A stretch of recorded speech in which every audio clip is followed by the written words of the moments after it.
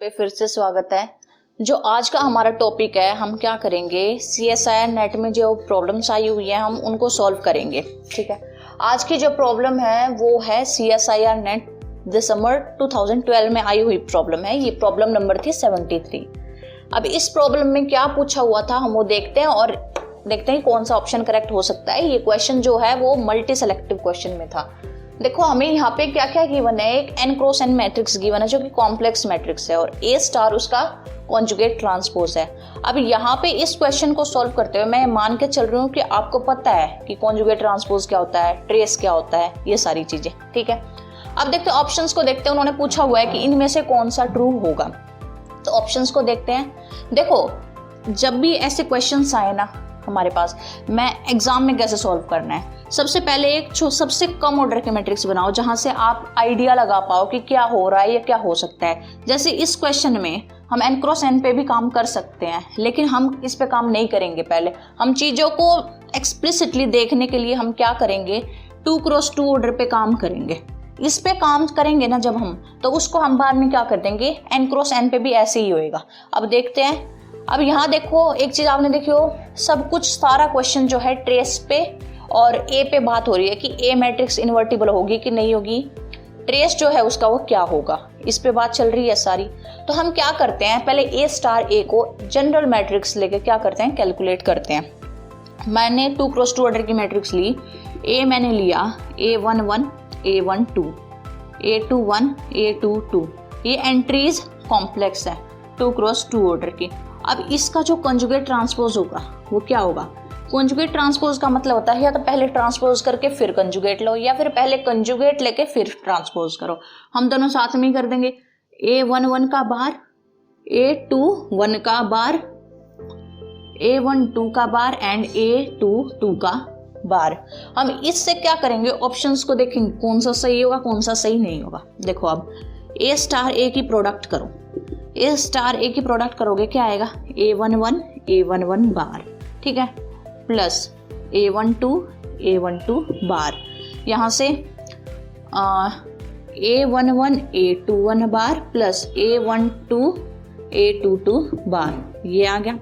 यहाँ से क्या आएगा, A21 A11 बार प्लस A22 A12 बार। यहाँ क्या आएगा, A21 डॉट A21 बार प्लस A22 डॉट A22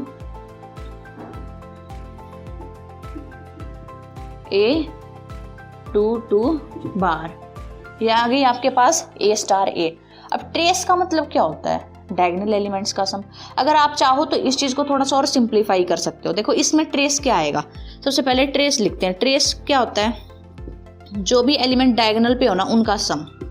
इसमें ट्रेस क्या आएगा, A11 बार प्लस A12 बार प्लस A21 बार प्लस A22 बार। अब आपको पता होगा जब हम कॉम्प्लेक्स पढ़ते हैं, कॉम्प्लेक्स में क्या प्रॉपर्टी होती है कि Z डॉट Z बार जो होता है, यही तो लिखा है। ये कॉम्प्लेक्स एंट्री है ना, हमने कहा है कि कॉम्प्लेक्स मैट्रिक्स है। कॉम्प्लेक्स मैट्रिक्स का मतलब क्या है कि हमारी एंट्रीज कॉम्प्लेक्स है। जब हम कॉम्प्लेक्स एनालिसिस में ऐसा लिखते हैं तो हम ये क्या लिखते हैं कि ये किसके इक्वल होता है, इसके इक्वल होता है। ये प्रॉपर्टी यहाँ लग जाएगी, क्या आ जाएगा यहाँ पे, मॉडुलस ऑफ A11 का square plus modulus of A12 का square plus modulus of A21 का square plus modulus of A22 का स्क्वायर। देखो सारी एंट्रीज आ गई इसमें। अब देखो, अब हम इसी से देखते हैं कौन सा ऑप्शन सही हो सकता है कौन सा नहीं। फर्स्ट ऑप्शन देखो, अगर A इन्वर्टिबल है तो A स्टार A का ट्रेस नॉन जीरो होगा। डायरेक्टली तो नहीं देख पा रहे हम लोग, हम क्या करते हैं उसकी कॉन्ट्रापोजिटिव स्टेटमेंट लेते हैं। कॉन्ट्रापोजिटिव स्टेटमेंट क्या होगी कि इफ अगर ट्रेस जीरो है, कॉन्ट्रापोजिटिव क्या होगा कि अगर A स्टार A का ट्रेस जीरो है, ये इंप्लाई करेगा कि A इज नॉट इन्वर्टिबल। ये है फर्स्ट की कॉन्ट्रापोजिटिव।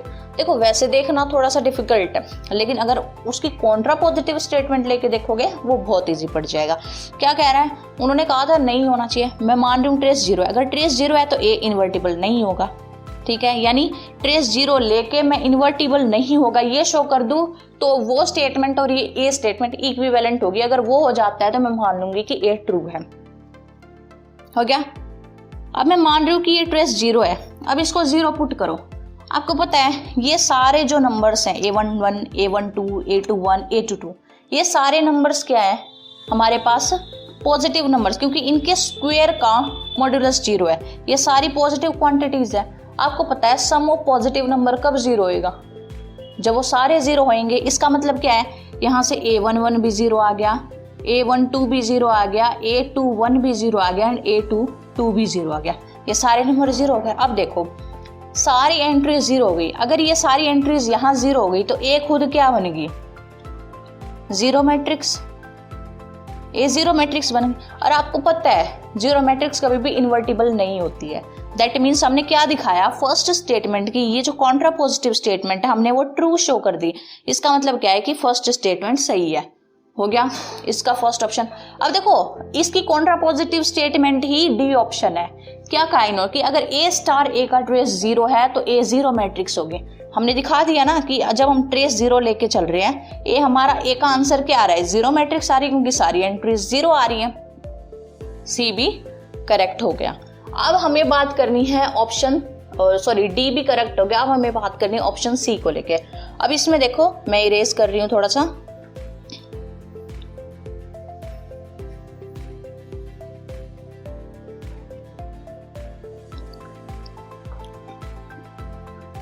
हमारे पास इन्होंने क्या कहा है, इन्होंने कहा है कि अगर ट्रेस ऑफ ए स्टार ए का मोड लेस देन हो n स्क्वायर से, तो जो एंट्रीज है ना ये सारी एंट्रीज क्या होंगी, लेस देन 1 होंगे। इसमें भी हम सेम काम करते हैं। हम मान के चलते हैं कि ये सारी एंट्रीज ना लेस देन 1 नहीं है, ग्रेटर देन इक्वल टू 1 है। मैंने मान लिया कि a i j greater than equal to 1 है फॉर ऑल आई फॉर सम।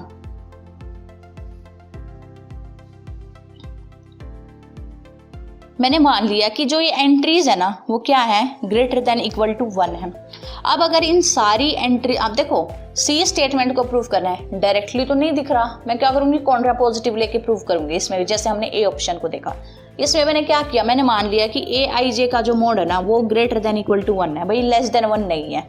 उसके बाद मैं क्या प्रूव कर दूंगी कि जो एक ट्रेस का मॉडुलस है ना वो भी n से n स्क्वायर से या तो बड़ा है या उसके इक्वल है, वही होगी इसकी कॉन्ट्रा पॉजिटिव स्टेटमेंट।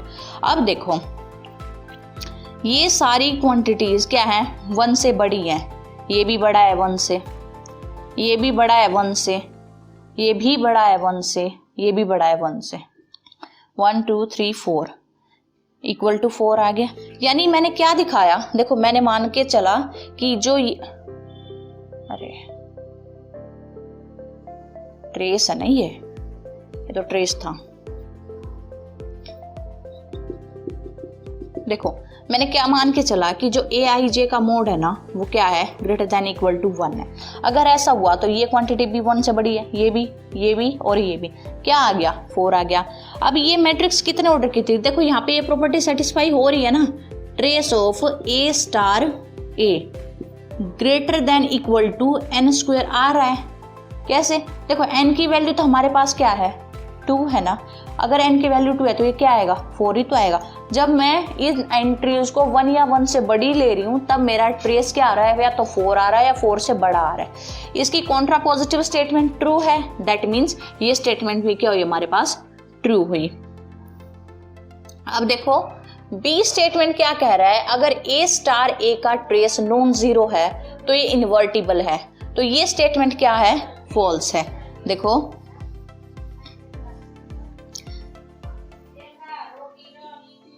इन्होंने क्या कहा है कि trace of A star a non zero है, तो हम ऐसा एक काउंटर है हमारे पास कि हमारे पास ट्रेस ऑफ ए स्टार ए तो नॉन जीरो है, लेकिन हमारे पास जो मैट्रिक्स ए है वो इन्वर्टिबल नहीं आ रही।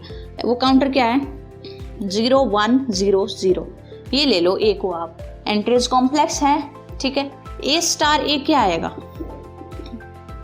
0 0 1 0 ये आएगा। ए स्टार ए क्या आएगा, 0 0 1 0। अब ए स्टार ए करो, 0 0 1 0, ए करो 0 0 1 0।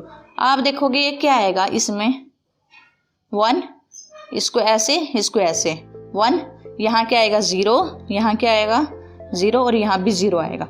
अब देखो इसका जो ट्रेस है वो नॉन जीरो है, 1 है ना, ये नॉन जीरो है। लेकिन इसमें आप देख रहे होगे कि जो ए मैट्रिक्स है उन्होंने कहा था कि अगर ट्रेस नॉन जीरो है तो ए इन्वर्टिबल होना चाहिए था। मेरे पास ट्रेस तो नॉन जीरो आ गया, लेकिन जो ये मैट्रिक्स है ना वो इन्वर्टिबल नहीं है। इसका डिटर्मिनेंट निकालोगे वो क्या आ रहा है 0 आ रहा है। तो इसमें सी ऑप्शन गलत है और बाकी सारे ऑप्शंस क्या है सही है। अगर आपको कोई भी डाउट आता है तो आप कमेंट करके पूछ सकते हैं, और अगर आपको पसंद आया हो आप लाइक कीजिए, शेयर कीजिए और सब्सक्राइब कीजिए। थैंक